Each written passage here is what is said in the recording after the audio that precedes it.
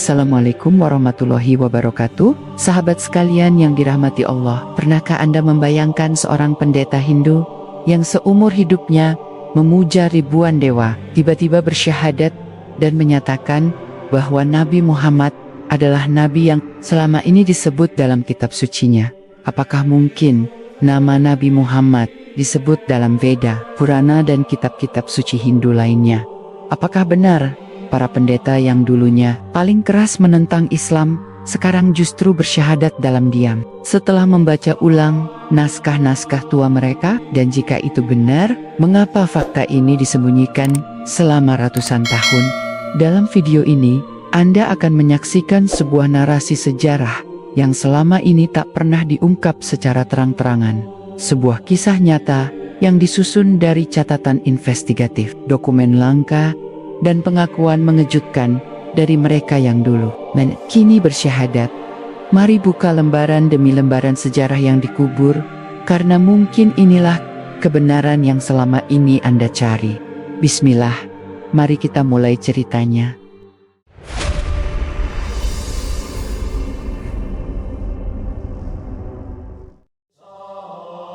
Pada pertengahan abad ke-20, di sebuah wilayah pedalaman India yang tidak banyak dikenal dunia luar, terjadi peristiwa yang mencengangkan kalangan ilmuwan timur dan barat, sekaligus seorang pendeta Hindu yang sebelumnya dikenal keras menentang Islam, tiba-tiba bersyahadat di hadapan murid-muridnya, bukan karena paksaan, bukan pula karena konflik sosial, tetapi karena satu hal yang jauh lebih dalam.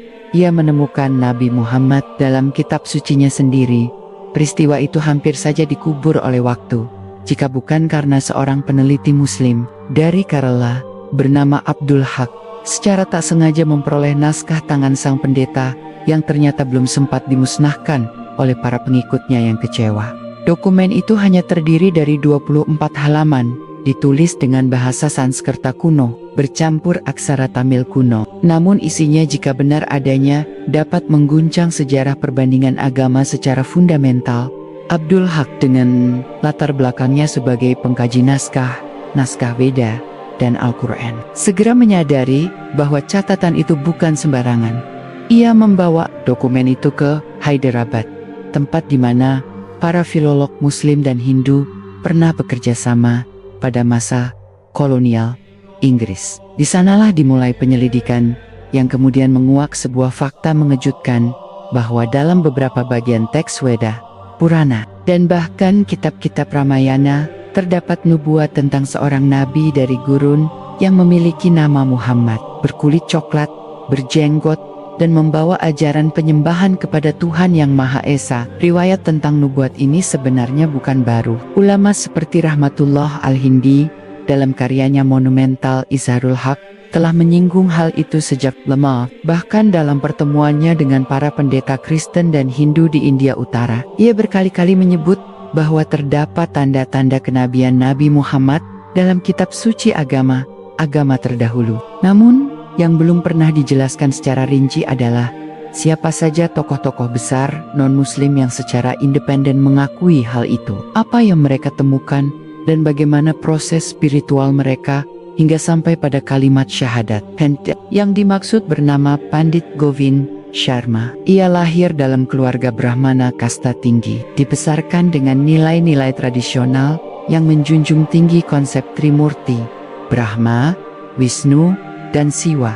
Dalam catatan pribadinya, Govind menggambarkan masa mudanya sebagai masa penuh kemarahan terhadap agama lain. Ia menganggap Islam sebagai agama pendatang yang merusak tatanan budaya India dan menyebut Nabi Muhammad sebagai pengacau dari Arab. Namun semuanya berubah drastis pada usia 56 tahun saat ia diundang dalam pertemuan antar agama oleh sekelompok sarjana Timur Tengah yang tengah mengkaji nubuat dalam literatur India. Salah satu pembicara, seorang profesor dari Universitas Al-Azhar, menyampaikan bahwa dalam kitab Bhavisya Purana terdapat nubuat mencengangkan.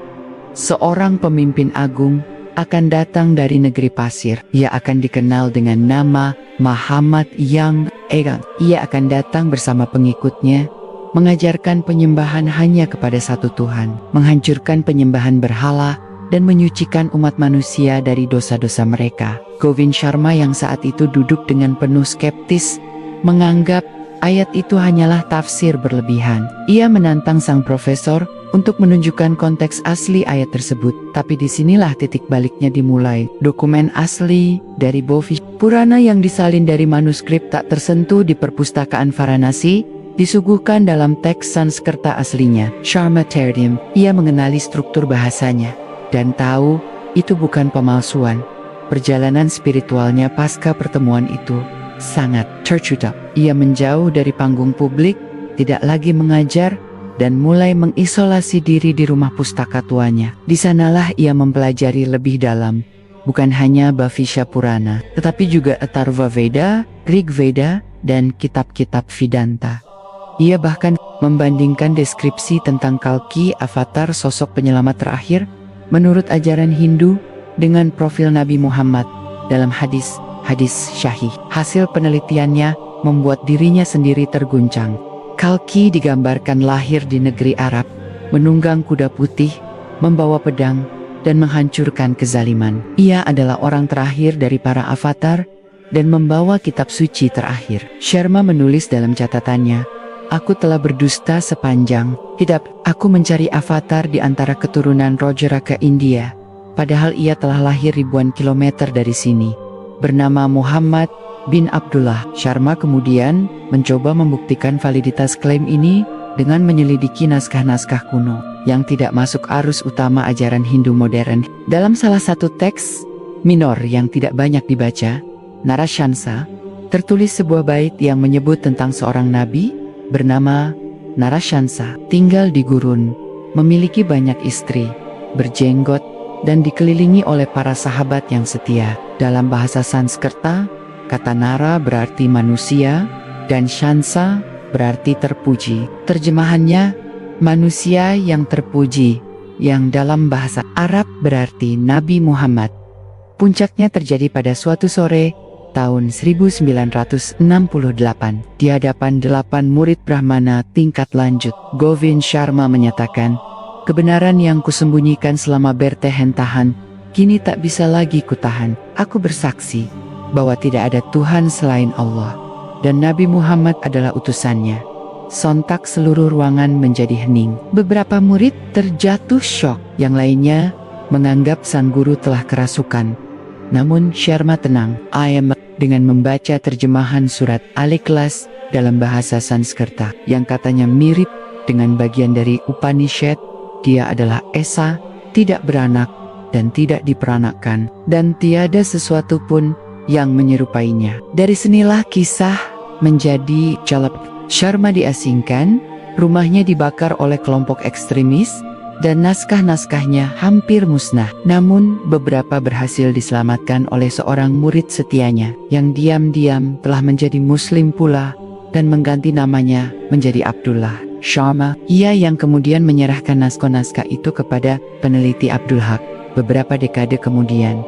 Kasus Sharma bukan satu-satunya. Di Sri Lanka, seorang mantan biku bernama Wimala Dharma juga mencatat hal serupa tentang nabi terakhir. Dalam teks Tripitaka di Nepal, seorang cendekiawan Hindu menyebut bahwa ajaran Nabi Muhammad lebih murni dari ajaran Sanatana Dharma yang telah tercemar ritual-ritual tak bersumber. Di Bangladesh, penelitian atas teks Mahabharata justru menyebut tentang raja terakhir yang akan memimpin dengan keadilan setelah masa kegelapan. Narasi-narasi ini secara sengaja disingkirkan dari wacana publik oleh penguasa kolonial dan kelompok elit Brahmana, karena mereka tahu jika identitas sang Kalki avatar yang asli terbongkar, maka ribuan bahkan jutaan umat Hindu akan mempertanyakan akar keyakinan mereka.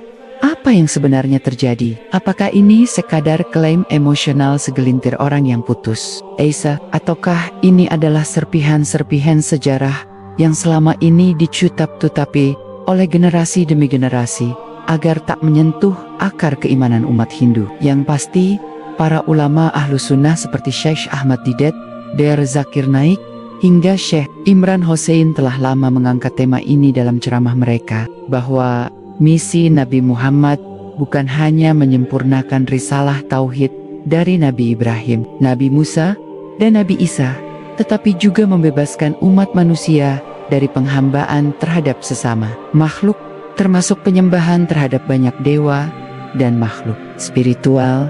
Kesaksian seperti Govind Sarma memperkuat bahwa pesan tauhid memang telah tersirat bahkan dalam sistem kepercayaan non-samawi. Namun manusia dengan kecenderungan untuk mengkultuskan telah menggantikan ketauhidan murni dengan mitologi dan simbolisasi yang rumit.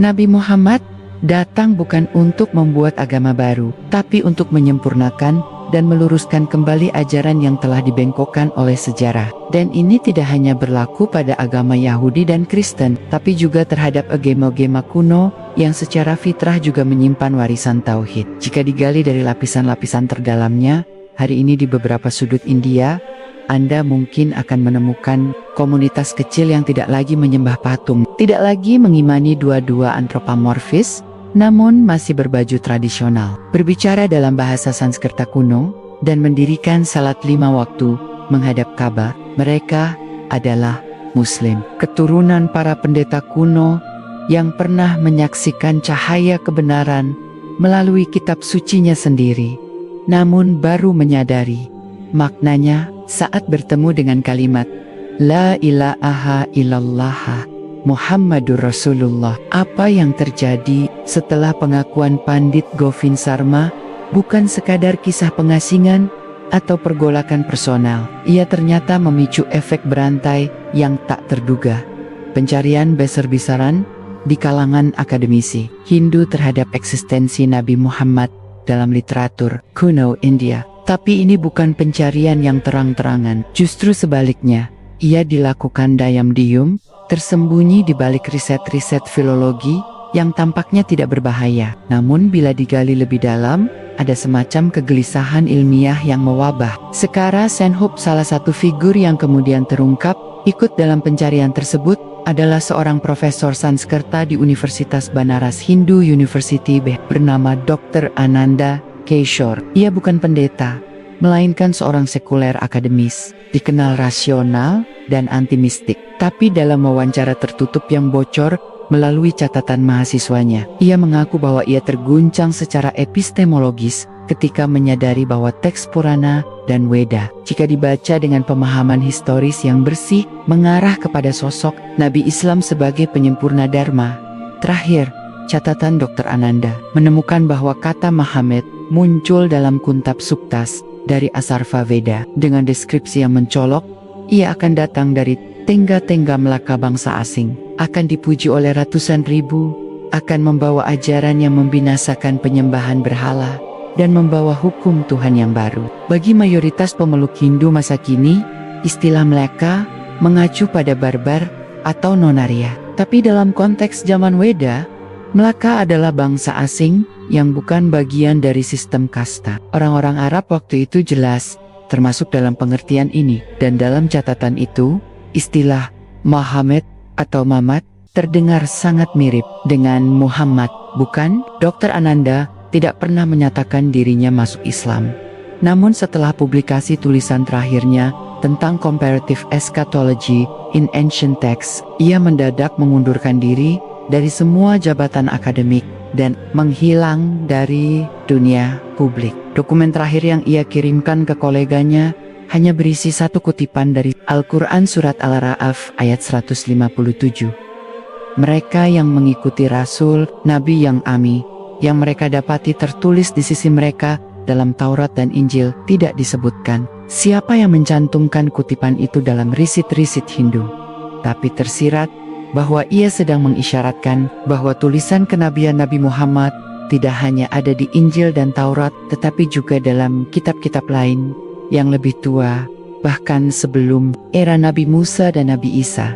Dalam beberapa dekade terakhir, penemuan demi penemuan mendadak muncul dari tempat yang tak terduga. Salah satunya datang dari seorang Muslim mu'alaf asal Tamil Nadu bernama Ilyas Rajendran. Ia dulunya adalah penggali naskah-naskah di kuil tua yang sudah tidak aktif. Pada 1989, saat restorasi perpustakaan kuno kuil Tanjavur, ia menemukan sebuah manuskrip yang dinamai Tiru Kalfi Mehan, artinya guru dari tanah jauh. Naskah itu bukan kitab suci, tetapi semacam syair panjang yang ditulis dalam bahasa Tamil klasik. Namun isinya menakjubkan, mengisahkan kedatangan seorang guru besar dari wilayah panas yang ditolak oleh kaumnya sendiri, tetapi diterima oleh para pengikut yang murni. Ia disebut sebagai yang terakhir dari garis para rishi nabi, dan ajarannya akan menjadi penghapus ritual darah dan api.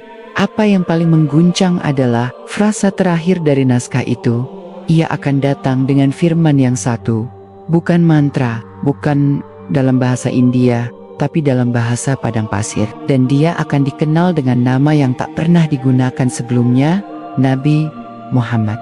Bagaimana mungkin sebuah manuskrip tua, jauh sebelum Islam masuk India, menyebut nama yang secara fonetik sangat dekat dengan Nabi Muhammad? Bahkan, tak ada satupun dewa Hindu yang memiliki nama seperti itu. Ilyas Rajendran mengarsipkan naskah itu dan kemudian mengislamkan keluarganya setelah 5 tahun meneliti silang antara naskah tersebut dengan ayat-ayat Al-Quran dan hadis Nabi.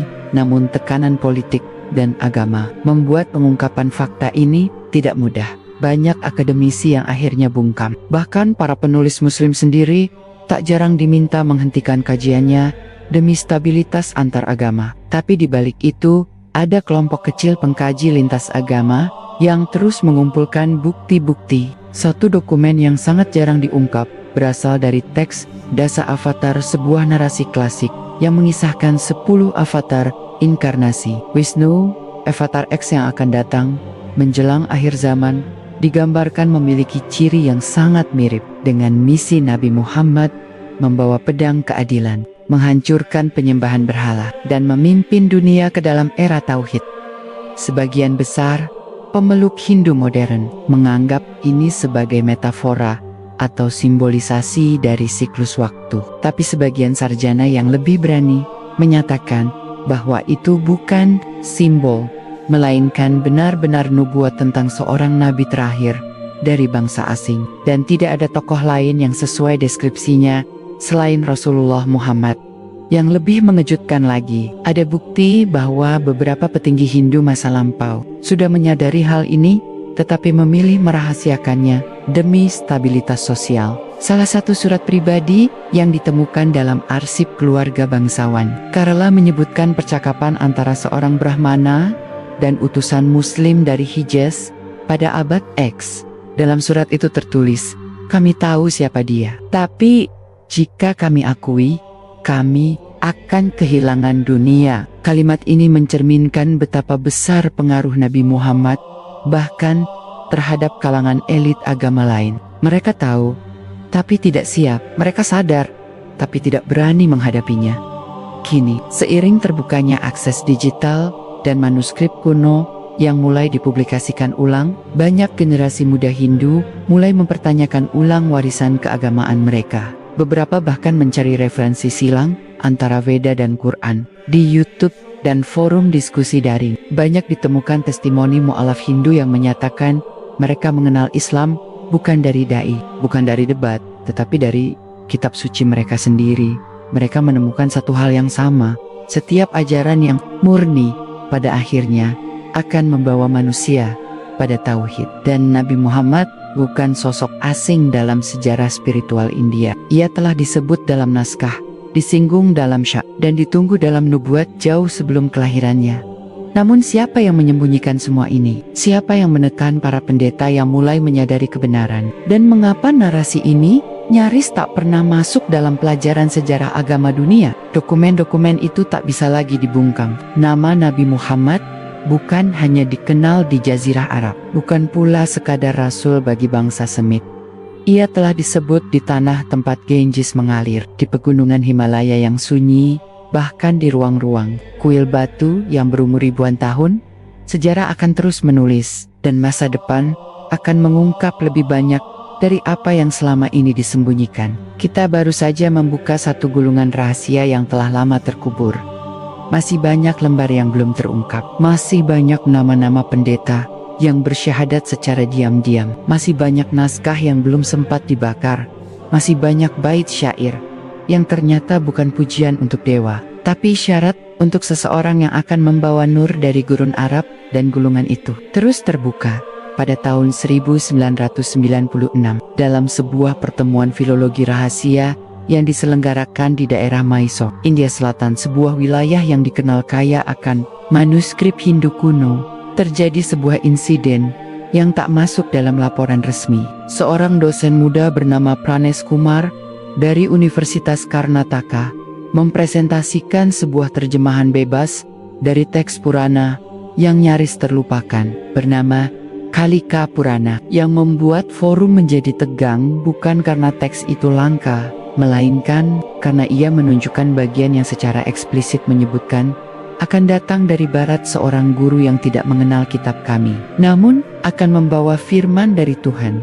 Dia tak akan menyembah berhala dan akan membawa hukum yang membelah antara yang benar dan yang batil. Dia akan dikenal dengan nama Muhammad. Ruangan yang sebelumnya penuh tepuk tangan atas naskah-naskah lainnya mendadak sunyi. Salah satu profesor senior memotong presentasi itu, menyebutnya sebagai pembacaan yang terlalu politis. Namun sejumlah peserta, terutama yang lebih muda dan independen, mulai menanyakan bagaimana bisa teks yang berasal dari abad ke-8 menyebut nama Muhammad dalam ejaan yang sangat dekat secara fonetik, jika Islam belum masuk ke kawasan itu secara signifikan. Pada masa tersebut, Pranesh Kumar tidak pernah lagi diundang ke forum akademik manapun setelah malam itu. Namun naskah presentasinya bocor ke kalangan mahasiswa muslim setempat dan akhirnya dikirim ke Universitas Islam Darul Uloom Deoband. Dari sanalah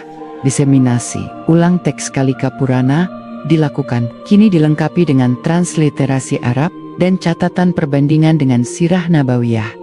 Hal serupa juga terjadi di kawasan Himalaya. Dalam penelitian etnografi terhadap suku-suku terpencil di perbatasan Nepal dan India, ditemukan sebuah kepercayaan lisan kuno yang menyebut tentang nabi dari gurun berbintang. Suku Bhotia yang hidup terisolasi selama ratusan tahun memiliki semacam nyanyian ritual sebelum pertanian yang dalam syairnya menyebutkan, "Datanglah wahai yang membawa kitab tanpa mantra, yang suaranya seperti gemuruh malam yang wahanya bersih dan ucapannya membakar kesyirikan." Peneliti muslim yang mewawancarai mereka bertanya, siapa yang mereka maksud dengan pembakar kesyirikan? Salah satu tetua suku menjawab dengan tenang, "Dulu kami menyebutnya Mahamadi, tapi kami dilarang menyebutnya." Siapa yang melarang? Tidak ada yang tahu secara pasti, tapi yang jelas, perubahan sistem kepercayaan dari tauhid lokal menjadi politeisme ritual telah terjadi bertahap dan dalam waktu yang sangat panjang. Disinilah investigasi menjadi semakin pelik. Banyak warisan spiritual India kuno yang ternyata bermuatan tauhid sebelum dicemari dengan mitologi due-dui berlopis para ulama besar seperti Ibnu Katsir, Syekhul Islam, Ibnu Taimiyah, hingga Nabi Muhammad bin Abdul Wahab telah lama menegaskan bahwa Allah mengutus Nabi di setiap bangsa, dan mereka semua membawa satu pesan, sembahlah Allah dan jauhilah tagut. Maka sangat mungkin bahwa pada awalnya, para rishi dan brahmana sejati adalah penyampai tauhid yang kemudian ajarannya ditinggalkan. Dan kini, dengan kedatangan Nabi Muhammad, risalah itu kembali dalam bentuk yang sempurna. Maka, bagi sebagian pendeta Hindu yang mengakui Nabi Muhammad sebagai Kalki, Avatar, atau Rishi akhir zaman, mereka sejatinya bukan pindah agama. Mereka kembali ke pangkal ajaran asli yang telah dilupakan. Salah satu kisah paling mencengangkan datang dari pedalaman Odisea, sebuah desa terpencil yang bahkan tidak terjangkau listrik hingga akhir 2000-an. Di sana, seorang pemuda Hindu bernama Ravindra naik haji ke Makkah setelah membaca buku terjemahan Al-Quran berbahasa Hindi yang ia temukan di perpustakaan umum kota kecilnya. Yang menarik, bukan hanya karena ia memeluk Islam, tapi karena alasan yang membuatnya bersyahadat sangat tidak biasa. Ia menemukan bahwa tata cara sholat Islam sangat mirip dengan ritual sembahyang kuno ayahnya yang sudah lama ditinggalkan karena dianggap tidak sesuai dengan ritual Brahmana modern. Ketika ia menelusuri tradisi ayahnya, melalui catatan kuno. Di kuil tua, ia menemukan bahwa ritual itu menyebut arah kiblat ke tanah tandus, tempat rumah Allah berdiri. Ia mendapati petunjuk arah tersebut mengarah ke Makkah. Bahkan dalam satu manuskrip tua, tertulis simbol Ka'bah dalam bentuk sederhana, disebut sebagai rumah yang pertama kali dibangun untuk manusia. Dan lagi-lagi, dalam bagian pinggir naskah itu tertulis, ia akan kembali dengan Nabi akhir zaman, pembawa hukum terakhir, penyempurna jalan para rishi. Ravindra akhirnya bersyahadat, mengganti namanya menjadi Raffi, dan kini menjadi penghafal Al-Quran di sebuah pesantren. Ia mengaku bahwa Islam bukan hal baru baginya, melainkan jawaban dari semua teka-teki agama yang ia pertanyakan sejak kecil. Namun, tak semua cerita tentang para pendeta yang bersyahadat berakhir damai. Ada juga kisah tragis seorang Brahmana dari daerah Ujjain bernama Keshafdat yang setelah melakukan perbandingan antara 300 bait Veda dengan ayat-ayat Quran, meyakini bahwa Nabi Muhammad adalah benar utusan Tuhan. Ia mencatat sendiri semua temuannya dalam sebuah buku kecil yang diberi judul Sang Maharishi Terakhir. Sayangnya, sebelum ia sempat mempublikasikannya, rumahnya dibakar dan ia dilaporkan hilang. Sejak ke 2003, buku catatannya ditemukan sobek-sobek. Namun beberapa halaman sempat disalin oleh muridnya yang kini tinggal di Gujarat. Dalam halaman terakhir yang tersisa, tertulis kalimat sederhana namun menggetarkan. Jika Nabi Muhammad benar, maka semua rishi sebelum beliau hanyalah anak tangga menuju beliau. Dari semua pengakuan ini, satu pola menjadi jelas. Mereka yang bersyahadat bukan karena propaganda, bukan karena kekalahan budaya, apalagi karena tekanan, tapi karena mereka melihat dengan mata kepala sendiri bahwa ajaran Nabi Muhammad tauhid, keadilan, larangan syirik, akhlak luhur, dan misi kenabian universal, sejalan dengan pesan terdalam agama mereka dahulu sebelum dikaburkan sejarah. Mereka bukan berpindah, mereka kembali. Para peneliti Muslim dari berbagai belahan dunia, mulai dari Turki hingga Malaysia, menyusun ulang naskah-naskah Hindu kuno dan mencari padanan langsung dalam sirah Nabi Muhammad. Sebuah laboratorium bahasa di Istanbul bahkan sedang mengembangkan piranti lunak untuk membandingkan struktur linguistik antara Sanskerta klasik dan bahasa Arab Qurani. Tujuannya satu, membuktikan bahwa nama Nabi Muhammad, sifat-sifatnya, bahkan misinya telah tertulis jauh sebelum zaman kenabian. Dan hari ini, para penonton YouTube, pelajar dan peneliti muda memiliki kesempatan langka untuk melihat ulang lemboran-lemboran sejarah dunia dengan lensa baru, bahwa kebenaran pada akhirnya tak bisa dikubur, bahkan meski dibungkam ribuan tahun, sebab ketika cahaya itu muncul dari padang pasir, maka mereka yang tulus mencari kebenaran, tak peduli Brahmana, biku, atau filsuf, akan tetap mengenalinya. Dan dari sinilah misteri itu kian menjalar, bukan hanya dalam batas-batas spiritualitas pribadi, tapi mulai menyentuh wilayah paling tabu dalam dunia keilmuan. Rekonstruksi sejarah agama-agama kuno melalui lensa tauhid dan kenabian Nabi Muhammad. Di tahun 2014, sebuah konferensi akademik tertutup digelar di wilayah Pune, India Barat. Pesertanya sangat terbatas, hanya para ahli filologi, sejarah agama, dan antropolog spiritual. Tapi yang membuat konferensi ini mencengangkan adalah satu makalah terlarang yang bocor ke publik. Setelah beberapa bulan Transregional Messianism and the Archetype of the Last Prophet in Ancient Hinduism, penulisnya menggunakan nama samaran Brahmana X dan menyuguhkan satu hipotesis yang mengguncang.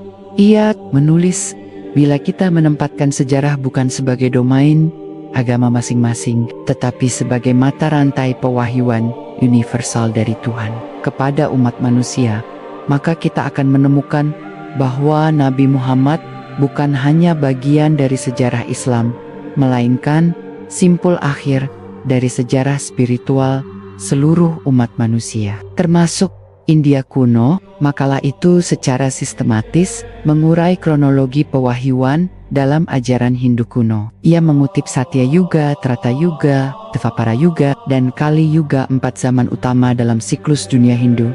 Pada zaman terakhir, Kali Yuga, umat manusia diprediksi mengalami degradasi moral luar biasa dan hanya satu avatar yang akan menyelamatkannya. Kalki, ia digambarkan sebagai sosok berkuda putih, bersenjata, membawa kitab suci, dan menyucikan bumi dari penyembahan palsu.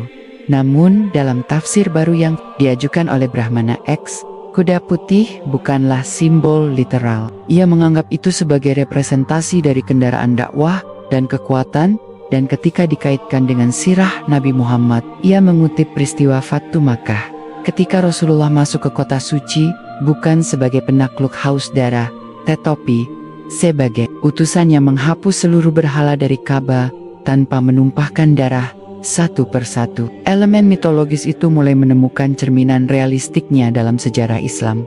Apakah ini kebetulan ataukah isyarat dari wahyu yang pernah diturunkan, tapi kemudian dikaburkan oleh masa dan mitos? Dalam catatan para sejarawan Muslim klasik, tak pernah disebutkan secara eksplisit bahwa Nabi Muhammad diutus khusus untuk India. Tapi dalam Al-Quran ada isyarat kuat bahwa beliau adalah rahmatan lil alamin, rahmat bagi seluruh alam. Artinya, bukan hanya bagi bangsa Arab, bukan hanya untuk pengikut Taurat dan Injil, tetapi juga bagi mereka yang memegang Veda, Purana, dan ajaran suci lain yang berasal dari Tuhan sebelum diselewengkan. Dan inilah yang mulai disadari oleh sejumlah ekspendeta Hindu yang kini hidup dalam kesunyian spiritual sebagai Muslim. Mereka menyebut dirinya bukan sebagai mu'alaf biasa, tapi sebagai para pewaris rishi sejati. Karena menurut mereka, para rishi dulu pun hanyalah utusan Tuhan yang mengajak manusia kepada ketauhidan sebelum dua-dua diciptakan dari legenda dan dominasi kasta. Salah satu dari mereka, seorang lelaki tua bernama Usman Ananda, pernah diwawancarai dalam dokumenter terbatas di Kerala. Ia berkata dengan suara lirih, "Dulu aku mengajarkan doa kepada 1000 dewa. Sekarang aku hanya menyembah satu Tuhan. Dan kurasa aku tak pernah merasa sedekat ini dengan rishi-rishi masa lalu, kecuali setelah mengenal Muhammad." Namun tekanan terhadap kebenaran tak berhenti. Di banyak tempat, para akademisi Hindu moderat yang berusaha menyelidiki hubungan antara ajaran Nabi Muhammad dan teks Veda justru dicap sebagai pengkhianat budaya. Buku-buku mereka dilarang, kuliah mereka dibatalkan, beberapa bahkan dipecat secara diam-diam dari institusi ternama karena dianggap membangkitkan tafsir Islamisasi terhadap kitab Hindu. Anehnya, yang mereka lakukan hanya penelitian. Mereka tak mengajak orang berpindah agama. Mereka hanya ingin membuka lembaran-lembaran tua dan membandingkannya dengan fakta sejarah. Tapi disinilah terlihat bahwa yang paling ditakuti bukanlah propaganda, melainkan kemiripan yang terlalu jelas antara Nabi Muhammad dan sosok mesianis yang disebut dalam teks Hindu kuno. Fakta yang tak bisa diingkari, meskipun dikaburkan dengan ribuan lapisan upacara dan simbol. Penelitian yang lebih lanjut bahkan menunjukkan bahwa nama Muhammad atau varian fonetiknya tidak hanya muncul dalam Bhavishya Purana dan Atharva Veda, tapi juga secara tidak langsung dalam Upanishad yang paling filosofis, dalam Chandogya Upanishad. Misalnya, ada ajaran tentang Purasya atau manusia sempurna yang akan datang membawa sabda suci yang bukan dari bumi dan akan mengajarkan satu jalan kepada Tuhan tanpa perantara. Kalimat-kalimat seperti ini mulai dikaji. Jika bukan Nabi Muhammad yang dimaksud, lalu siapa lagi yang mengajarkan satu jalan langsung kepada Tuhan, tanpa imam, tanpa jimat, tanpa ritual berdarah, dan menyeru manusia untuk menyembah Tuhan yang esa? Dalam perkembangan modern, sejumlah tokoh spiritual India yang lebih netral, seperti Swami Laxmanju dari Kashmir, bahkan mulai mengakui bahwa Muhammad bukan sekadar nabi dari luar, tetapi sosok penting yang mampu menuntun manusia ke dalam kesatuan spiritual yang sejati. Meskipun Swami Laxman tidak secara eksplisit masuk Islam, pengakuannya tentang kesempurnaan ajaran Tauhid Nabi Muhammad mengguncang komunitasnya sendiri. Dan jika kita perhatikan sejarah pergerakan Islam di Asia Selatan, Banyak tokoh muslim besar seperti Syah Waliullah Said Ahmad Khan dan bahkan Muhammad Iqbal, filsuf penyair Pakistan, pernah menyatakan bahwa Islam datang bukan untuk menghapus spiritualitas lokal, tapi untuk meluruskannya kembali ke jalur wahyu. Jadi, ketika seorang pendeta Hindu bersyahadat, ia tidak sedang mengkhianati budaya nenek moyangnya. Ia sedang menggenapi janji kuno yang tertulis dalam naskah-naskah leluhurnya, yang telah menyebut seorang Mahamati, seorang Narayan, seorang Purasya, seorang Kalki yang semuanya dalam wujud historis dan faktualnya hanya cocok pada satu nama, Muhammad bin Abdullah. Dan inilah fakta mencengangkan yang terus ditemukan. Nama Muhammad disebut dalam struktur fonetik murni di kitab Asarva Veda. Sosok rishi terakhir digambarkan tidak menyembah berhala dan tinggal di negeri gurun. Kitab-kitab yang dia bawa bukan mantra, melainkan sabda langsung dari Tuhan. Ajarannya datang bukan dari garis Brahmana, tapi dari bangsa asing yang disebut Melaka, yang jika dilihat sejarahnya jelas merujuk ke bangsa Arab. Bahkan tempat suci pertamanya disebut sebagai rumah Tuhan, yang dibangun oleh manusia pertama, sebuah narasi yang identik dengan Ka'bah dan kisah Nabi Ibrahim. Maka bukan sebuah kejutan jika hingga hari ini semakin banyak para pencari kebenaran dari latar belakang Hindu yang akhirnya menemukan jawaban mereka dalam Islam, bukan karena debat atau dominasi, tetapi karena satu hal, cahaya kenabian Nabi Muhammad memang telah dijanjikan jauh sebelum beliau lahir. Dan kini, cahaya itu mulai kembali bersinar dari naskah-naskah tua yang dulu dikubur dan dibungkam. Pertanyaannya, kini adalah, apakah dunia siap untuk membuka kembali semua lembaran sejarah spiritual yang selama ini disegel? Dan jawaban atas pertanyaan itu tidak datang dari pusat-pusat akademik besar atau lembaga-lembaga antaragama internasional. Justru dari tempat-tempat sunyi, pelosok-pelosok desa, ruang kecil di balik dinding kuil tua, dan manuskrip-manuskrip yang nyaris lapuk dimakan rayap, di sanalah kebenaran yang terkubur berabad-abad mulai bersuara kembali. Pada tahun 2019, seorang pemuda muslim dari Bangalore bernama Ahmad Syafiq mendapatkan akses ke perpustakaan pribadi milik seorang kolektor naskah kuno Hindu bernama Rajna Rao. Koleksi itu diwariskan Turen Teimuran dan tidak pernah dibuka untuk publik. Namun karena persahabatan mereka yang erat, sang kolektor bersedia menunjukkan satu bagian yang menurutnya misterius sejak kecil. Sebuah teks berjudul Agni Parv ditulis dalam aksara Granta kuno. Dalam teks itu, Ahmad Syafiq membaca sesuatu yang membuatnya menggigil, deskripsi tentang seorang guru agung dari barat yang tidak menyembah api, tidak menyembah manusia, tidak menyembah simbol, dan akan menghancurkan ratusan berhala dalam satu hari dengan kata-kata damai. Dan yang paling mengejutkan adalah kalimat berikutnya. Namanya akan berarti yang terpuji. Dia akan dimuliakan dalam syalawat setiap hari. Tangan kanannya akan diangkat dalam sholat, wajahnya bersih, janggutnya tebal, dan umatnya akan bersujud bersama 5 kali sehari menghadap ke rumah suci yang dibangun oleh manusia pertama. Ahmad Syafiq mencoba menahan gejolaknya, memastikan bahwa terjemahannya tidak bias. Ia meminta konfirmasi dari 2 pakar Sanskerta di Kerala dan Hyderabad. Keduanya meskipun non-muslim, mengakui bahwa teks itu sangat tua dan tidak ada indikasi interpolasi sisipan belakangan. Bahkan salah satu dari mereka mengatakan, kalau ini bukan tentang Muhammad, aku tidak tahu siapa lagi yang bisa cocok. Sementara itu, di dunia barat, kesadaran terhadap keterhubungan antara Nabi Muhammad dan sosok mesianis dalam agama-agama lain juga mulai tumbuh. Beberapa orientalis dan akademisi seperti Dr. Rodney Blackhurst, Australia, dan Dr. Muhammad Lehenhausen, Amerika, menyatakan bahwa tradisi kenabian tidak dapat dipahami hanya melalui kerangka Yudao-Kristen semata. Justru, ketika kita membuka diri pada kitab-kitab Timur Hindu, Buddha, Taoisme, maka Nabi Muhammad muncul sebagai figur universal yang menyempurnakan wacana kenabian secara transkultural. Fakta-fakta linguistik yang selama ini dianggap kebetulan mulai dikaji serius. Misalnya, dalam bahasa Sanskerta, Muhammad bisa berarti yang agung dan terpuji. Sangat mirip dengan arti nama Muhammad dalam bahasa Arab.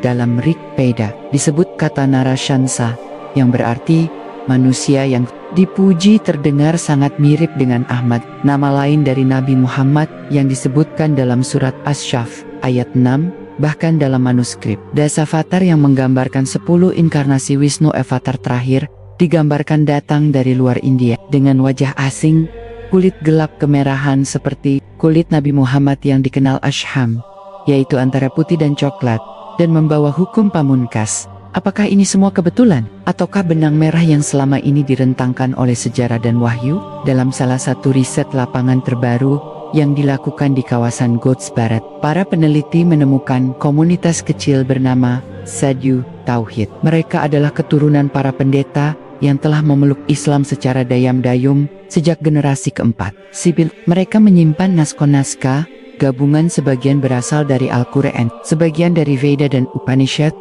Semuanya ditulis dalam tinta tangan di atas daun lontar. Dalam satu halaman yang sudah mulai rapuh, tertulis sebuah syair pendek dalam bahasa campuran Tamil dan Sanskerta. Dahulu kami melihat bayangan, kini cahaya itu datang dari padang tandus. Kami menyobatmu, wahai yang terpuji, kami sujud kepadamu, ya Rasul akhir zaman. Penemuan-penemuan seperti ini menunjukkan satu pola yang menguat. Nabi Muhammad tidak hanya diakui dalam teks-teks Samawi seperti Taurat dan Injil, tetapi juga dalam teks Hindu kuno yang menyimpan pesan tauhid sebelum ditinggalkan. Ini sejalan dengan firman Allah dalam surat Al-A'raf ayat 35. Wahai anak-anak Adam, jika datang kepadamu rasul-rasul dari kalangan kamu yang membacakan ayat-ayat, maka barang siapa bertakwa dan memperbaiki diri, tidak ada ketakutan atas mereka dan mereka tidak bersedih hati. Ulama Ahlus Sunnah seperti Al-Qurtubi, Ibnu Katsir, dan Al-Sahrastani telah menegaskan bahwa Nabi Muhammad adalah Khatamun Nabiyyin, penutup seluruh kenabian, dan risalahnya menyempurnakan semua risalah sebelumnya. Maka, jika risalah sebelum beliau disampaikan kepada setiap kaum, termasuk India, maka kenabian beliau adalah puncak dari semua utusan yang telah datang ke India sebelumnya. Kini, gelombang pengakuan tidak hanya datang dari kalangan pendeta atau ilmuwan Hindu, tetapi juga dari mantan pengikut gerakan spiritual populer seperti Hare Krishna Brahma Kumaris, bahkan dari kalangan sadhu independen yang selama ini mencari kebenaran di balik ritual.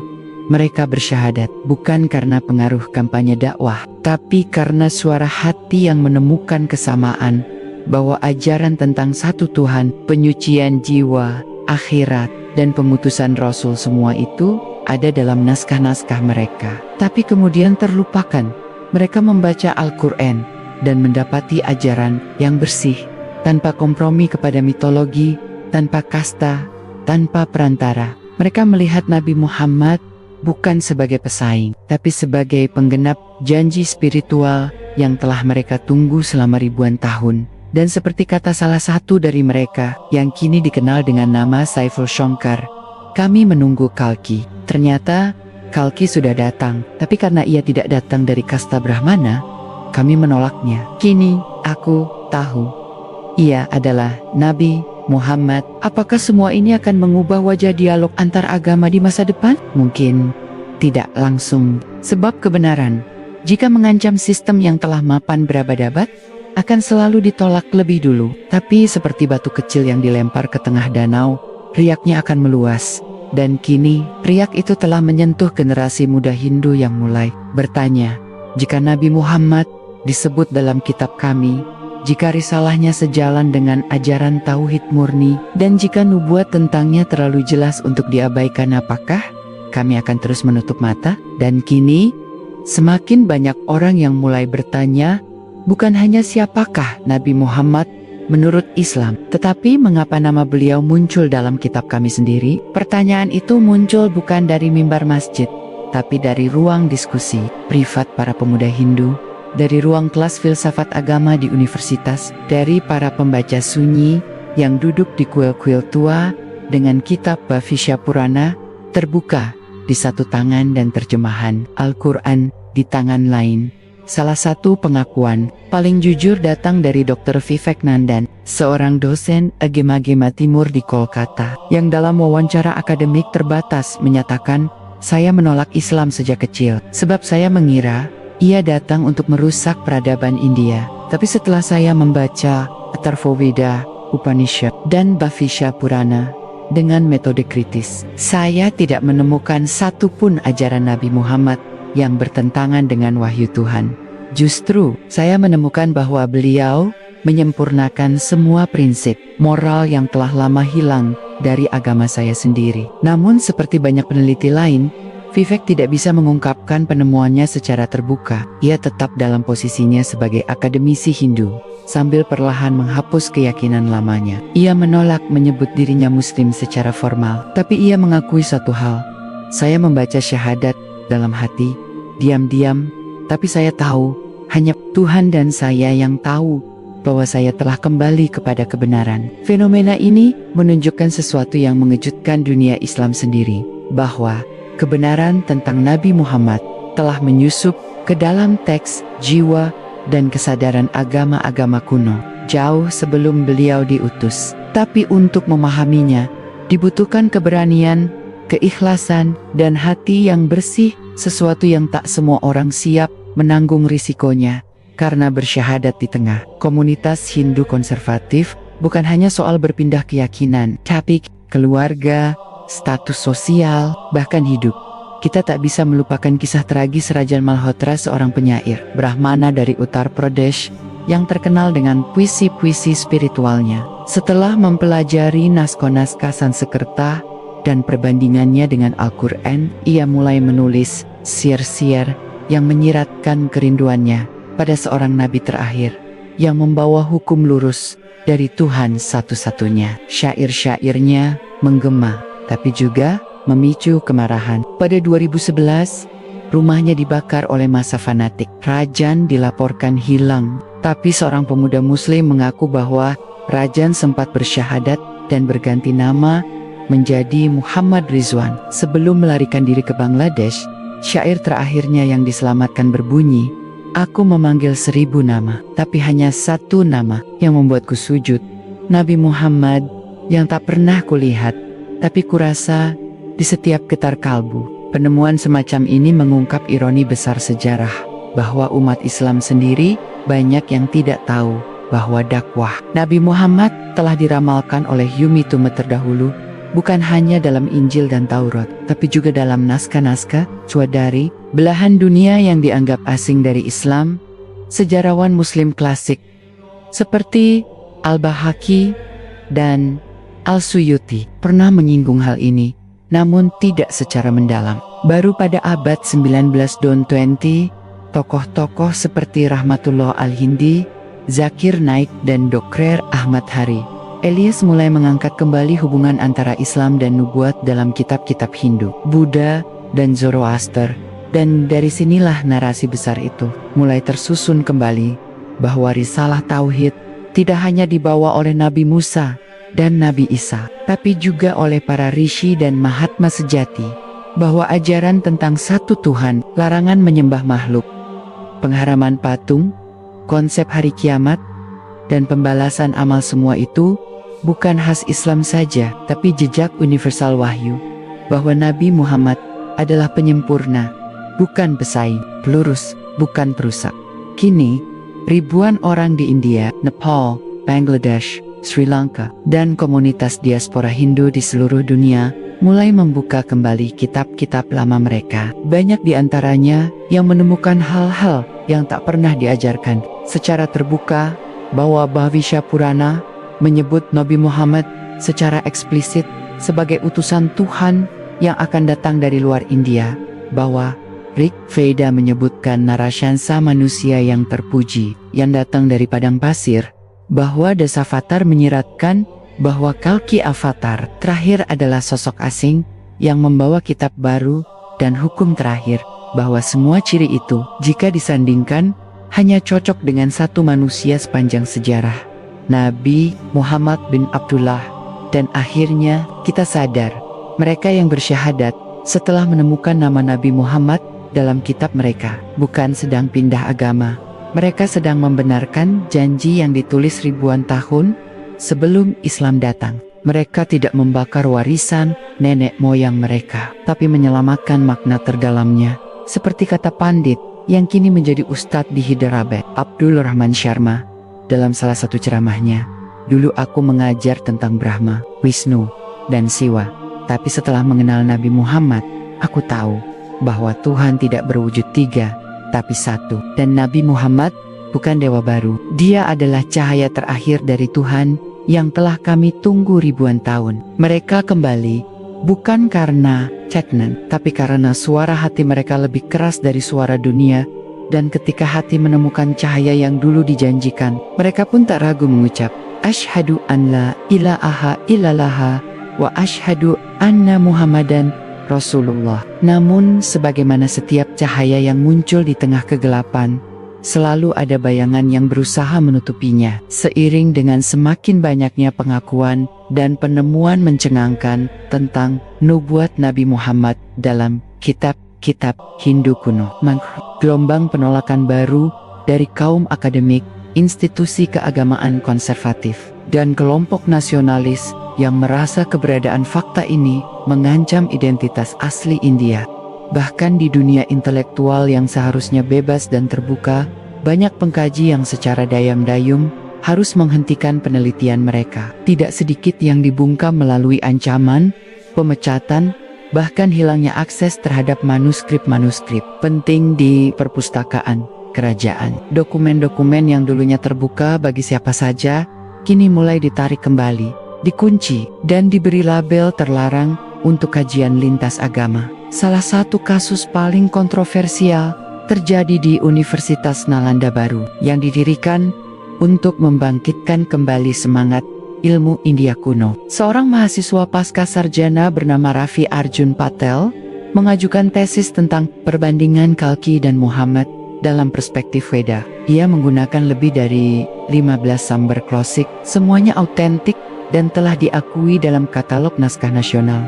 Namun, hanya 2 bulan setelah seminar awalnya, ia menerima surat diskors dari kampus tanpa penjelasan akademik yang jelas. Tesis ditolak mentah-mentah. Bahkan lebih parah lagi, aksesnya ke perpustakaan utama dicabut dan ia dituduh mencemari spiritualitas India dengan ideologi asing. Arjun, yang akhirnya keluar dari kampus, kini tinggal di Hyderabad, telah bersyahadat diam-diam dan menyatakan bahwa ia tidak akan berhenti menyebarkan apa yang telah ia temukan.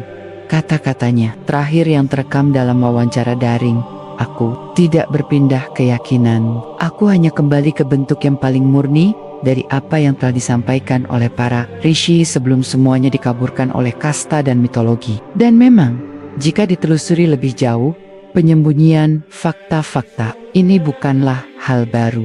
Ia telah terjadi sejak berabad-abad lalu. Pada masa kolonial Inggris, sebagian besar sistem pendidikan India yang semula berbasis naskah-naskah kuno dihapuskan. Naskah yang dianggap terlalu monoteistik atau terlalu dekat dengan wahyu-wahyu Abrahamik mulai dipisahkan dari kurikulum utama. Para orientalis Inggris yang memiliki akses terhadap manuskrip-manuskrip langka, banyak yang menulis catatan pribadi tentang nubuat terhadap A Prophet from Arabia dalam teks Hindu. Namun mereka menyimpannya dalam laporan-laporan internal saja.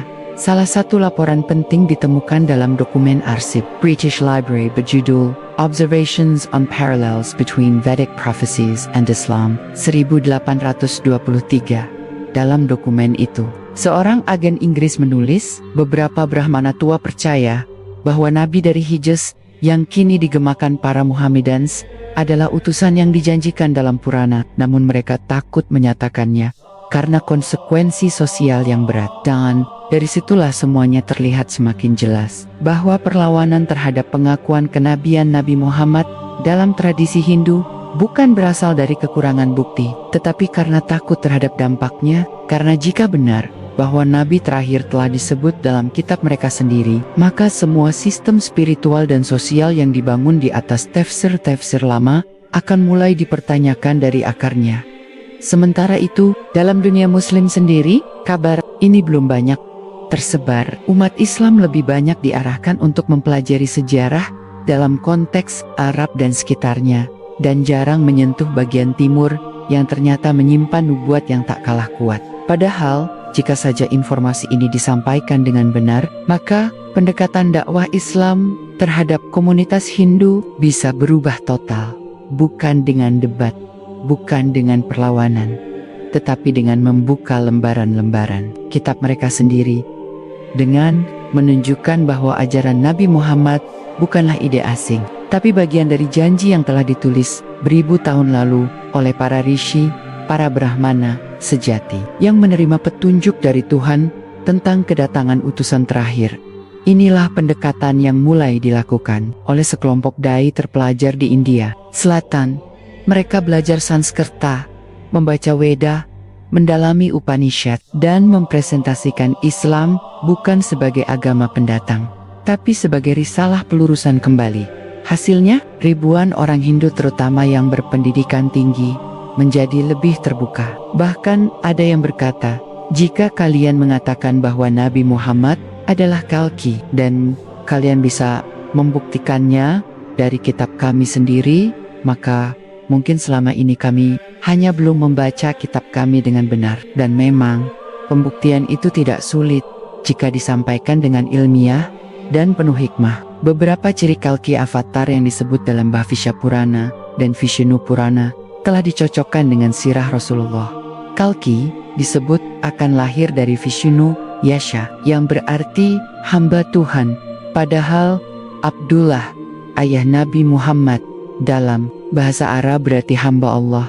Kalki lahir di desa Shambhala, yang berarti tanah aman. Makkah dikenal sebagai tanah haram, wilayah aman yang disucikan. Ia akan menunggang kuda putih. Nabi Muhammad menunggang kuda putih saat Fatu Makkah, simbol kemenangan atas kesyirikan. Ia akan menghancurkan semua dewa dan berhala Nabi Muhammad, menghantarkan 360 berhala di sekitar Ka'bah. Ia membawa kitab terakhir. Al-Quran adalah wahyu pamungkas, penutup semua kitab sebelumnya. Apakah ini semua kebetulan? Ataukah telah tiba waktunya untuk mengakui bahwa Nabi Muhammad adalah Nabi yang dinanti oleh seluruh umat manusia, bukan hanya umat Islam? Dan bagi mereka yang telah menemukan kebenaran ini, tidak ada lagi jalan untuk mundur. Mereka tahu risikonya, dikucilkan, diancam, kehilangan segalanya, tapi mereka juga tahu bahwa kebenaran tidak dapat dibungkam. Mereka bersyahadat dalam bisikan, dalam hati, dalam peluk keluarga kecil yang diam-diam mengikuti jejak mereka. Mereka mungkin tak tercatat dalam statistik, tapi mereka nyata, dan jumlah mereka terus bertambah. Dari guru yoga yang dulu menyebut nama dewa-dewa, kini menyebut Allah, dari pujangga Veda yang kini menulis shalawat, dari pendeta tua yang kini menghabiskan hari-harinya membaca sirah dan tafsir. Mereka semua datang dengan satu kalimat yang sama: kami telah mengenalnya dalam kitab kami, dan kini kami mencintainya dalam dada kami. Nabi Muhammad bukan orang asing. Ia adalah cahaya yang dahulu telah dijanjikan. Kini telah kami lihat dengan mata hati. Namun seiring semakin banyaknya kesadaran yang bangkit, tekanan pun memuncak. Laporan-laporan lokal menyebut bahwa sejak tahun 2020, sejumlah komunitas kecil Muslim di India Selatan yang berasal dari latar belakang Hindu mengalami gangguan serius. Mereka dituduh sebagai pengkhianat budaya dan ditarget oleh kelompok ekstrem yang tidak hanya menolak kebenaran, tetapi juga berusaha memusnahkannya.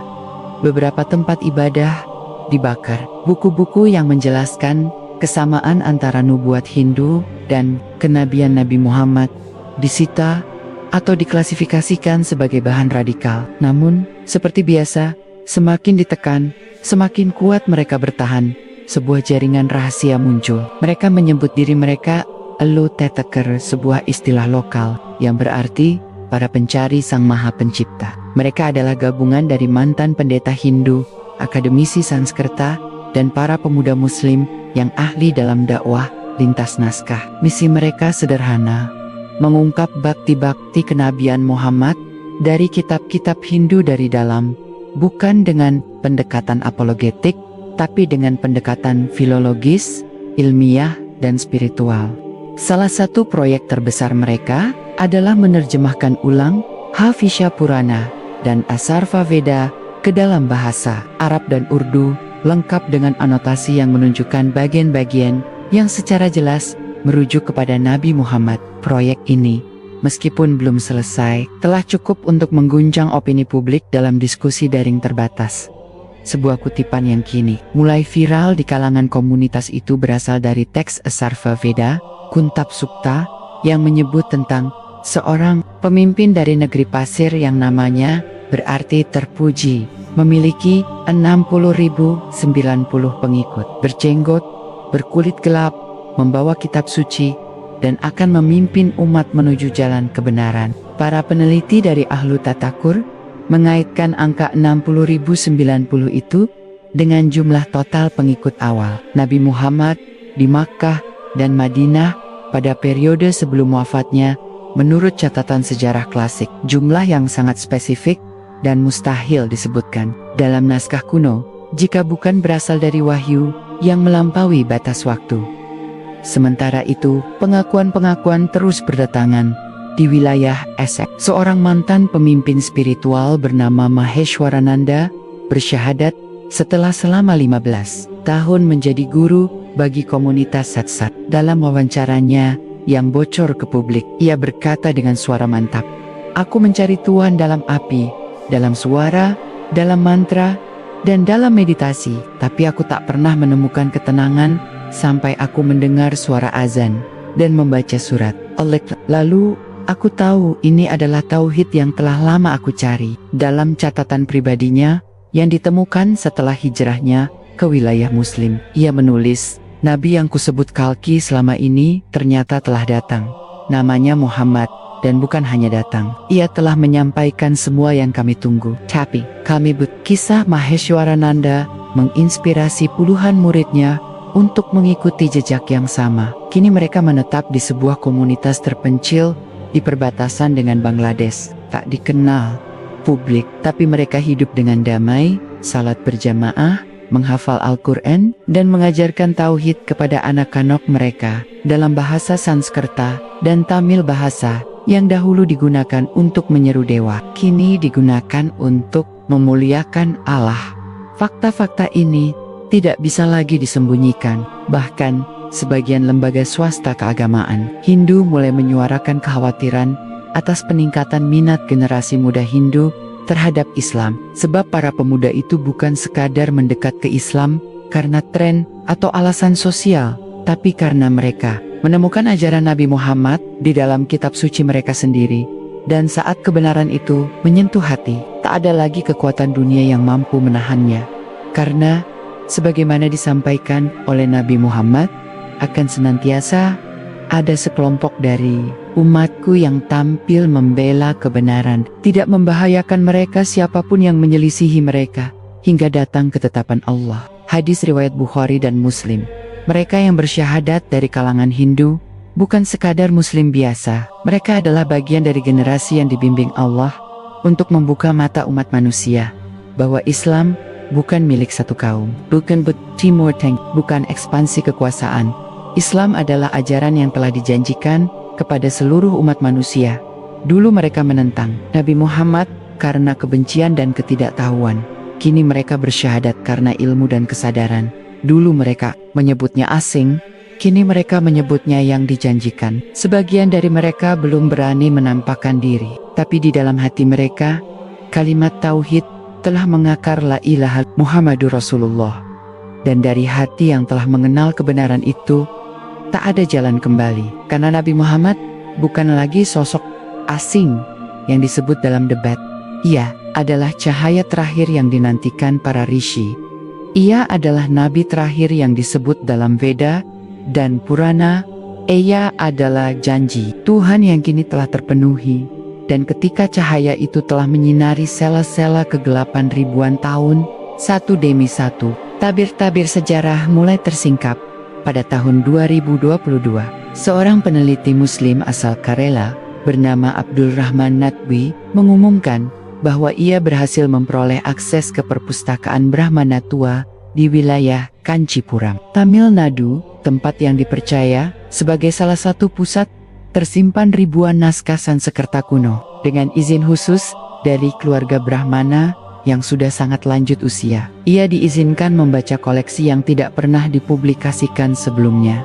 Di antara koleksi itu, ia menemukan satu naskah yang disebut Chiranjiva Darshana, sebuah manuskrip filosofis yang membahas tentang sosok makhluk cahaya yang abadi yang akan menjadi pembimbing manusia di akhir zaman. Naskah ini, yang ditulis dalam Sanskerta puisi klasik, menyebutkan sejumlah ciri yang membuat bulu kuduk berdiri.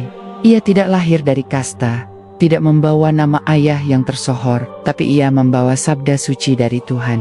Ia buta huruf, namun semua kata-katanya adalah hukum. Ia akan ditentang oleh bangsanya sendiri, namun akan dimuliakan oleh dunia. Namanya berarti yang terpuji, dan ia akan dikenal dengan dua nama, satu di bumi, satu di surga. Abdul Rahman Nadwi mencocokkannya dengan riwayat hadis Nabi Muhammad.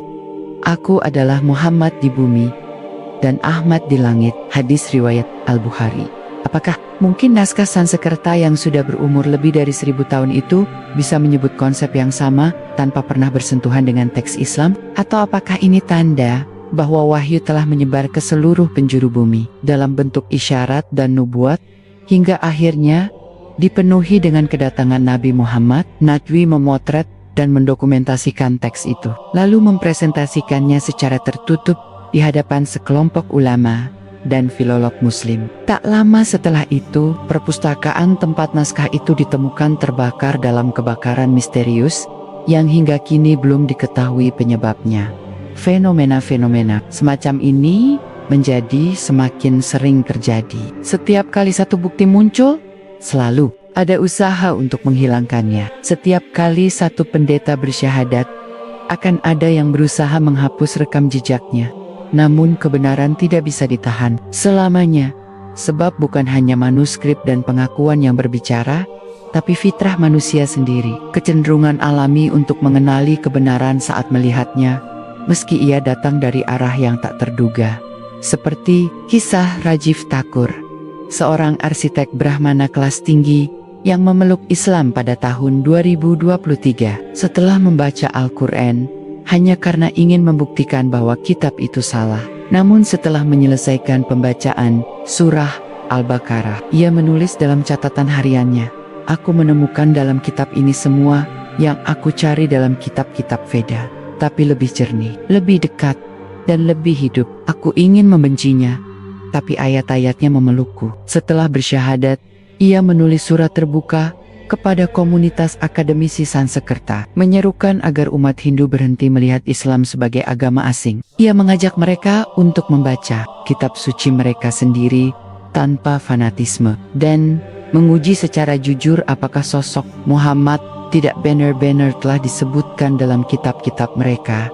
Surat itu menggemparkan dunia maya. Beberapa mengecamnya, tapi banyak pula yang mulai membuka Bhavishya Purana, Atharva Veda, dan Dasavatar, bukan untuk menyanggah, tapi untuk memastikan, dan dari sanalah gelombang pencarian itu bermula.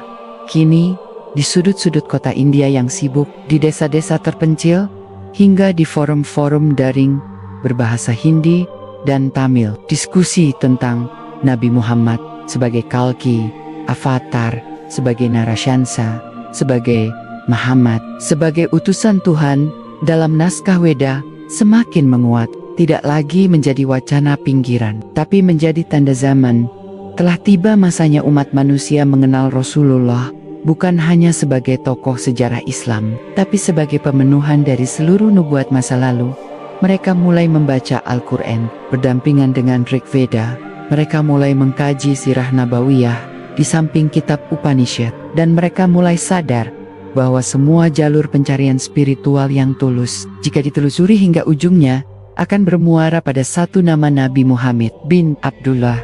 Karena beliau bukan sekadar nabi untuk umat Arab, Beliau adalah utusan bagi semua warna kulit, semua bangsa, semua zaman.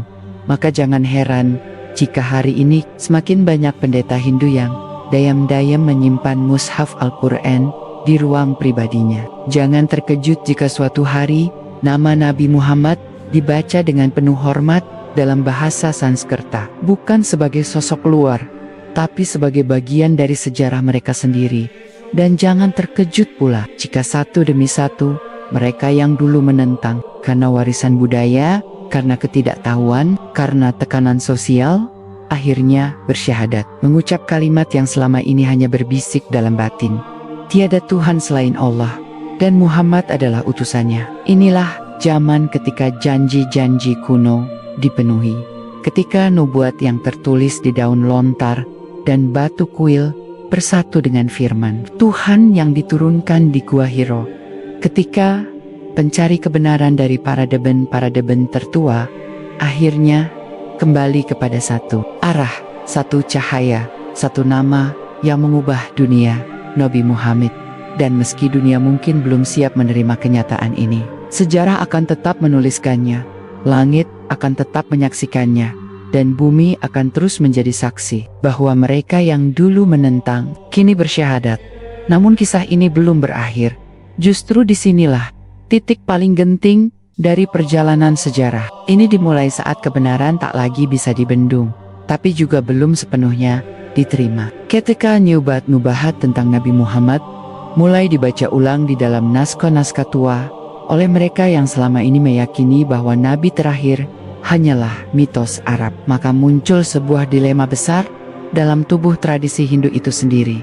Melanjutkan warisan kepercayaan lama atau mengakui bahwa yang mereka tunggu selama ribuan tahun sudah datang, tapi bukan dari garis mereka. Inilah yang tengah mengguncang komunitas intelektual Hindu progresif saat ini.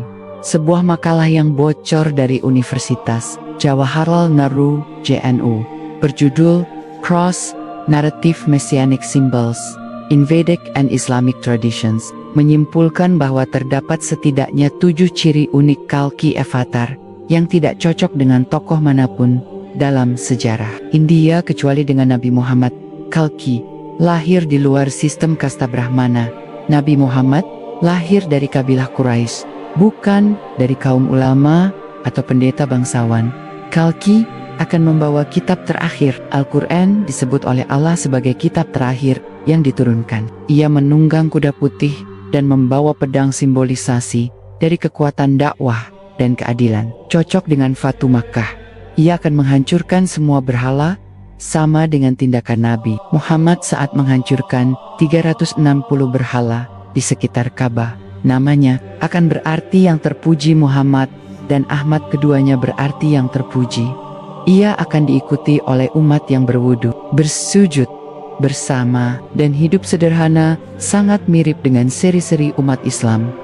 Ia akan mengajarkan penyembahan hanya kepada Tuhan yang Esa, tanpa perantara, persis seperti konsep tauhid dalam Islam. Makalah ini awalnya hanya untuk konsumsi internal, namun bocornya ke ruang publik menimbulkan kegaduhan besar. Sebagian menuduh bahwa ini bagian dari proyek Islamisasi, tapi sebagian lain yang lebih jujur mulai mengakui bahwa memang telah terjadi pembelokan tafsir terhadap kitab-kitab lama, agar umat tidak melihat bahwa sosok yang telah lama mereka nantikan sebenarnya telah datang berabad-abad lalu. Kini komunitas Muslim India pun mulai bergerak lebih strategis. Di banyak tempat, mereka mengembangkan kurikulum dakwah berbasis sejarah kitab Hindu.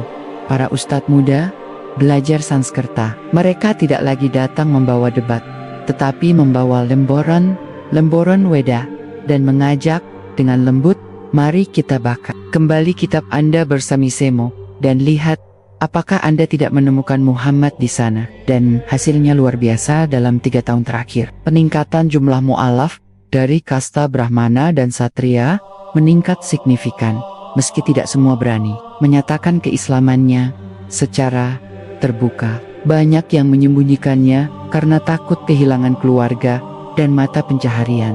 Namun setiap kali mereka salat dalam diam, setiap kali mereka membaca Al-Quran dalam senyap, dan setiap kali mereka bersyahadat Meski hanya dalam hati, mereka sedang menghidupkan janji ribuan tahun yang tertulis dalam kitab mereka sendiri. Mereka sedang menegaskan bahwa kebenaran tidak mengenal kasta, tidak mengenal suku, tidak mengenal warisan. Kebenaran adalah nur, dan Nabi Muhammad adalah penutup dari cahaya para nabi yang telah dijanjikan.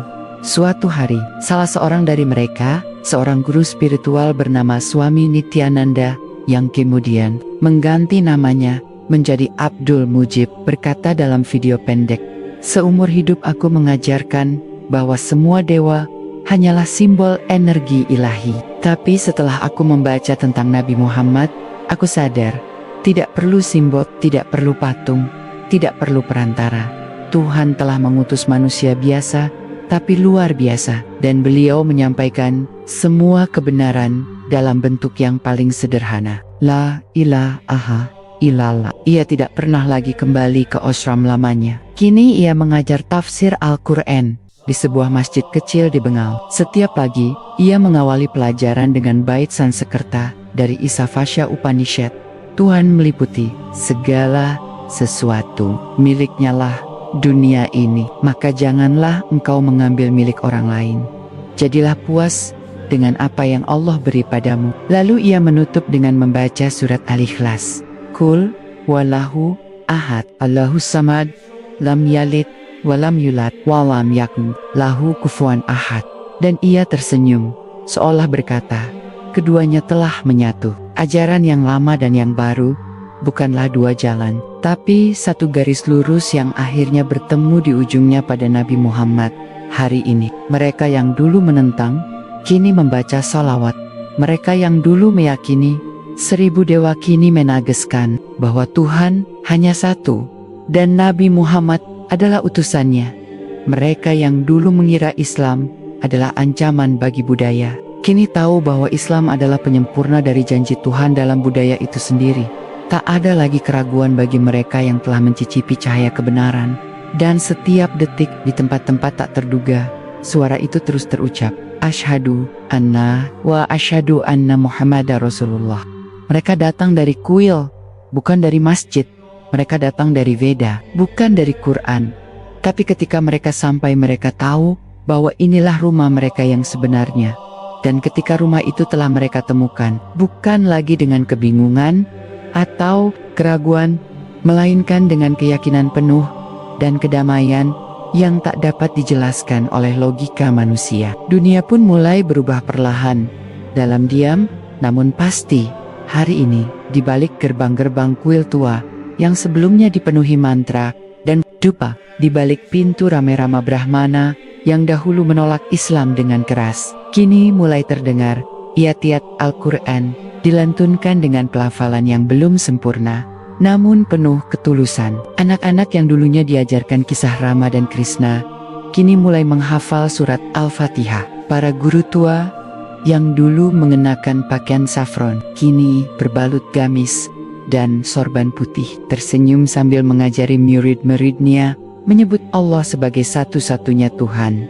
Tak ada pengeras suara, tak ada publikasi, tak ada konferensi, tapi revolusi ini sudah berjalan di kota-kota besar seperti Pune, Varanasi, dan Chennai. Muncul kelas-kelas kecil yang disebut Mansile Tauhid. Pesertanya bukan orang awam, melainkan para lulusan sastra Sanskerta, doktor filsafat India, dan mantan dosen spiritual. Mereka membaca tafsir Al-Quran sambil membuka teks-teks klasik Hindu, membandingkan kata per kata, kalimat per kalimat. Dalam suatu sesi tertutup, seorang wanita Brahmana yang kini dikenal dengan nama Maryam Devi berdiri dan berkata dengan suara bergetar, "Kami mencari Tuhan dalam jutaan nama, namun tak satu pun memberi ketenangan. Sampai akhirnya aku temukan bahwa Tuhan tak butuh perantara, dan Nabi Muhammad adalah utusan terakhir yang menyampaikan itu tanpa keraguan." Ia pernah menjadi guru di Ashram Uttarakhand, mengajarkan Advaita Vedanta, ajaran non-dualism Hindu yang meyakini bahwa jiwa manusia dan Tuhan adalah satu. Tapi setelah mempelajari Al-Quran, ia menangis berhari-hari karena akhirnya ia memahami bahwa manusia bukan bagian dari Tuhan, melainkan ciptaan yang terikat, yang butuh wahyu untuk mengenal Tuhannya. Kini, Maryam Devi menjadi pengajar tafsir, wanita di lingkungan Muslim pendatang dari latar belakang Hindu.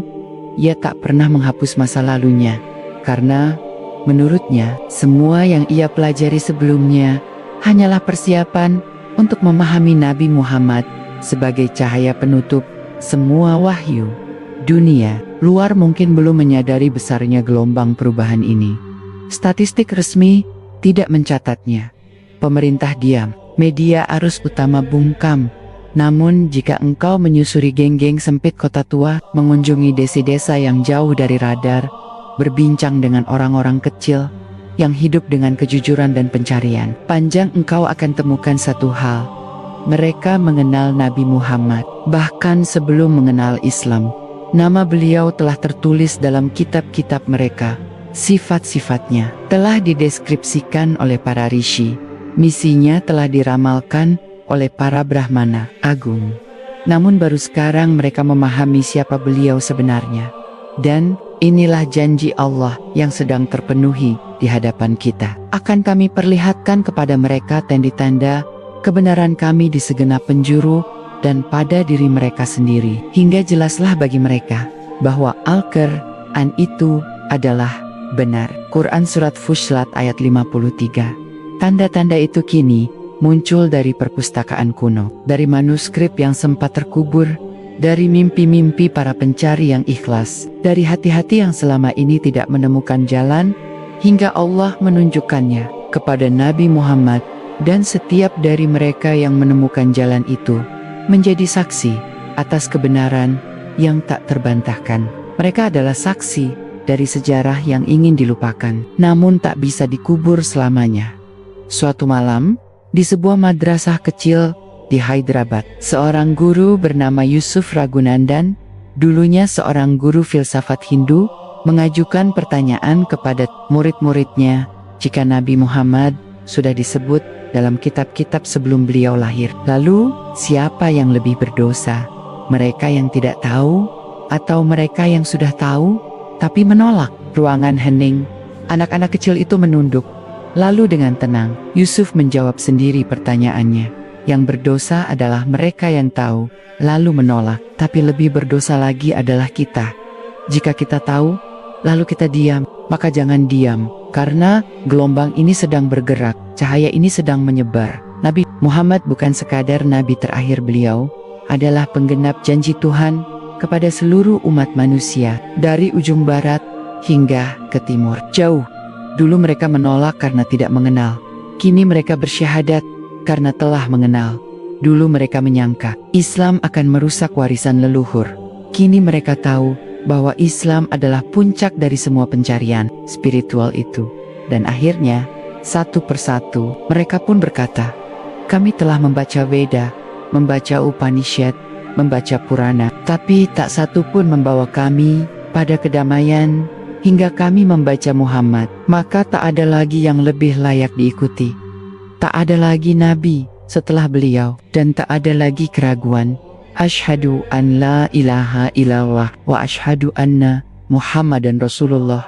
Itulah kesaksian mereka, kesaksian yang mengubah dunia, kesaksian yang telah dijanjikan sejak ribuan tahun lalu, kesaksian dari mereka yang dulu menentang kini bersyahadat ketika kebenaran tak lagi bisa ditutup apa. Yang sebelumnya dianggap sebagai kasus terisolasi, yakni pendeta-pendeta Hindu yang bersyahadat, setelah meneliti kitab-kitab mereka sendiri, kini perlahan mulai dikenali sebagai fenomena global yang terstruktur dan berulang. Bukan sekadar kebetulan, bukan karena pengaruh propaganda atau tekanan, tapi karena satu hal, kitab-kitab mereka sendiri telah menyebutkan Nabi Muhammad jauh sebelum beliau lahir.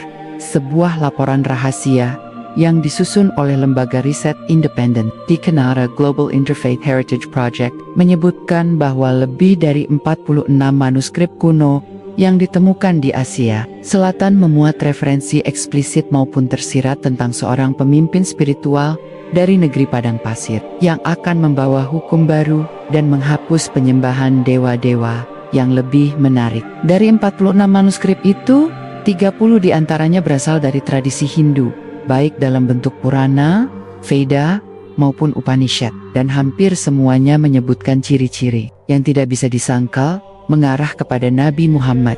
Proyek penyamaran dan penguburan kebenaran, namun selama berabad-abad, informasi ini tidak pernah sampai ke umat Hindu awam. Mengapa? Sejumlah sejarawan menyebut bahwa pada masa awal kebangkitan Islam di India, kelompok elit Brahmana yang merasa khawatir akan keruntuhan struktur kasta bersepakat untuk menyaring ulang kitab-kitab mereka. Beberapa bagian yang dianggap berbahaya secara ideologis mulai dikaburkan. Sebagian teks dihapus. Sebagian diparalelkan dengan kisah-kisah mitologi baru. Sebagian lainnya disimpan ropet-ropet dan diberi label rahasia tingkat tinggi, hanya boleh dibaca oleh pendeta kasta atas. Salah satu yang paling menyolok adalah naskah Bhavishya Purana yang aslinya berisi ramalan masa depan dan menyebutkan kedatangan sosok bernama Muhammad yang diikuti oleh pengikut dari Melaka bangsa asing, yakni Arab, dalam versi-versi modern yang beredar luas. Bagian ini dipotong atau diubah konteksnya hingga makna nubuatnya kabur. Namun salinan lama tetap ada dan kini mulai muncul satu persatu. Di wilayah Gujarat, seorang mantan pendeta kasta Brahmana tinggi bernama Pandit Dhananjay menyatakan bahwa ia telah melihat dengan mata kepala sendiri naskah versi tua Bhavishya Purana yang menyebut nama Nabi Muhammad secara eksplisit dan mengatakan bahwa beliau akan membawa syariat yang memperbaiki kehidupan manusia dan menghapus penyembahan patung. Ketika ia mulai mengajarkan hal itu kepada murid-murid, ia dipanggil oleh majelis Brahmana dan diberi dua pilihan, diam atau dikeluarkan dari komunitasnya. Dhananjay memilih keluar. 2 tahun kemudian, ia bersyahadat dan mengganti namanya menjadi Abdul Karim Bhatt. Kini ia tinggal di wilayah Hyderabad. Hidup sederhana, namun dikenal oleh banyak mualaf Hindu sebagai guru spiritual yang memadukan pemahaman Weda dan tafsir Quran. Simbol dan mitos yang dipecahkan satu hal yang sering menjadi penghalang pemahaman di kalangan Hindu terhadap Islam adalah penggunaan simbol dan mitos dalam kitab-kitab mereka. Banyak yang meyakini bahwa semua tokoh yang disebut, termasuk Kalki, adalah tokoh hayalan, bukan nyata. Namun seiring berkembangnya pendekatan akademik modern dalam studi teks Hindu, semakin banyak sarjana Hindu sendiri yang menyadari bahwa sebagian mitos itu adalah metafora terhadap kejadian sejarah atau nubuat terhadap masa depan. Contohnya, dalam Dasavatara 10 Avatar Wisnu, avatar terakhir yang disebut belum datang, yakni Kalki. Ia digambarkan sebagai menunggangi kuda putih, memiliki senjata pedang, muncul di masa kekacauan moral, menghapus penyembahan dua-dua, menegakkan kembali hukum Tuhan. Saat simbol-simbol ini diterjemahkan secara historis, semua ciri itu hanya sesuai pada satu tokoh dalam sejarah manusia, Nabi Muhammad, dan inilah yang akhirnya disadari oleh para pendeta dan pencari kebenaran di luar Islam. Mereka mulai membaca ulang kitab-kitab mereka dengan kacamata baru dan menemukan bahwa ternyata kebenaran itu tidak jauh. Ia sudah lama tertulis, hanya saja selama ini disimpan rapat oleh mereka yang takut kehilangan pengaruh. Kesaksian para mu'allaf yang dahulu pendeta, beberapa kesaksian menguatkan betapa dalamnya perubahan batin yang mereka alami. Swami Viswarananda, seorang guru meditasi dari Bihar, menyatakan, ketika aku membaca Al-Quran untuk pertama kalinya, aku tidak merasa sedang membaca kitab orang asing. Aku merasa sedang membaca apa yang dahulu kami cari dalam Veda, tapi tak pernah kami temukan. Sekara Pandita Lakshmi Devi, mantan pendeta wanita dari Andhra Pradesh. Dulu aku mengajarkan tentang atman jiwa ilahi dalam manusia, tapi aku tak pernah tahu bagaimana cara mengenal Tuhan tanpa ritual. Baru setelah aku mengenal Islam, aku sadar Tuhan itu dekat, dan Muhammad adalah jembatannya. Guru Ram Prasad, dulunya ahli linguistik Sanskerta, kini bernama Yusuf Praset. Aku dulu membenci Islam karena kupikir itu agama kasar, tapi ternyata itu hanya karena aku tak pernah membaca Al-Quran. Dan ironisnya, Nabi Muhammad telah disebut dalam naskah-naskah yang telah kubaca sepanjang hidupku. Dan hari ini, Mereka mulai berdiri kini, generasi baru mulai bangkit. Mereka bukan orang awam, mereka adalah doktor linguistik, sarjana Weda, filsuf, peneliti agama perbandingan yang telah menyaksikan sendiri bahwa Islam bukan agama asing, tapi penyempurna dari semua jalur pencarian spiritual yang sejati. Di kota Bangalore, kini muncul komunitas kecil yang dinamakan Sanitan Muslim. Mereka bukan menciptakan mazhab baru, tapi hanya menegaskan bahwa Islam adalah lanjutan dari nilai-nilai murni yang pernah diajarkan oleh Rishi dan Brahmana Agung sebelum dikaburkan mitologi. Mereka membangun masjid yang bentuknya sederhana, namun di dindingnya terdapat kutipan dari Al-Quran dan terjemahan dari Upanishad yang berbunyi, "Dia adalah satu, tanpa anak, tanpa perwujudan, tanpa bentuk. Dialah yang layak disembah." Tepat di bawahnya tertulis, "Qul huwallahu ahad, Allahus syamad, lam yalid, wa lam yulad, wa lam yakun lahu kufuwan ahad." Dan di antara jamaah, banyak yang masih menggunakan pakaian India tradisional. Tapi saat azan berkumandang, mereka semua bersatu, satu arah, satu sujud, satu kalimat penutup opsional, bisa diakhiri di sini, atau dilanjutkan kembali. Mereka yang dulu menentang karena tak mengenal, kini bersyahadat karena telah mengenal. Mereka yang dulu berkata agama Nabi Muhammad itu asing, kini tahu bahwa nama Nabi Muhammad telah ada dalam kitab mereka sendiri. Mereka yang dahulu ragu, kini yakin. Yang dahulu membenci, kini mencintai. Yang dahulu menolak, kini berkata dengan penuh keyakinan, tiada Tuhan selain Allah, dan Muhammad adalah utusannya. Dan inilah mereka para pendeta Hindu yang dahulu menentang, kini bersyahadat. Mereka adalah saksi hidup dari janji Tuhan yang tak akan pernah ingkar, satu demi satu. Mereka kembali beberapa tahun terakhir, dunia menyaksikan kebangkitan kesadaran baru. Tidak dalam bentuk revolusi besar-besaran, tidak melalui demonstrasi massal, dan bukan pula oleh tokoh-tokoh politik, tapi dari suara-suara kecil yang datang dari kuil-kuil tua, dari perpustakaan tak tersentuh, dari lidah-lidah yang dulu mengucap ribuan nama dewa, dan kini menyebut satu nama, Allah. Dari mereka yang dulu berdiri di hadapan patung batu, kini bersujud ke arah Ka'bah. Dari mereka yang dulu menyebut Trimurti, kini mengucap Ahad. Dari mereka yang dulu menganggap Nabi Muhammad sebagai asing, kini menemukan namanya di dalam lembar-lembar kitab Weda dan Purana. Dan akhirnya bersyahadat. Kesaksian mereka adalah pukulan bagi sejarah yang diputarbalikkan mereka yang pernah menentang yang dulunya menyebut Islam sebagai ajaran kasar, Nabi Muhammad sebagai penyebar pedang, dan syariat sebagai pemecah tatanan, ternyata adalah korban dari sejarah yang diselewengkan. Karena ketika mereka akhirnya membaca sendiri kitab mereka, tanpa jubah kasta dan tekanan sistem, mereka menemukan nama Muhammad dalam fonetik Sanskerta. Sosok yang dijanjikan akan menghancurkan penyembahan berhala. Nabi terakhir yang akan membawa hukum pamungkas, utusan Tuhan yang akan menegakkan tauhid dan keadilan, dan itu bukan dari Quran, itu dari Mahavishya, Purana, dari Sarveda, dari Dasavatara, Narashansa Suktam, dari Shanti Parva, Mahabharata. Mereka menemukan Muhammad dalam kitab suci mereka sendiri. Kesaksian itu menjadi wasiat bagi dunia kini. Mereka tak lagi bisa ditahan, meski sebagian tetap menyembunyikan keislamannya karena takut. Meski sebagian lain harus pindah dari kampung halaman, dan ada pula yang kehilangan keluarga, pekerjaan, dan tempat ibadah. Tapi mereka tak kehilangan satu hal, kebenaran. Dan kebenaran itu membuat mereka lebih hidup daripada sebelumnya.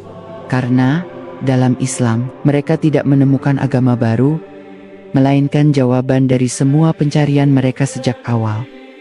Mereka mencari Tuhan yang esa. Mereka mencari jalan yang lurus. Mereka mencari utusan terakhir. Dan ketika mereka membaca sirah Nabi Muhammad, semua kepingan itu tersambung dengan sempurna. Nabi Muhammad adalah Kalki Avatar.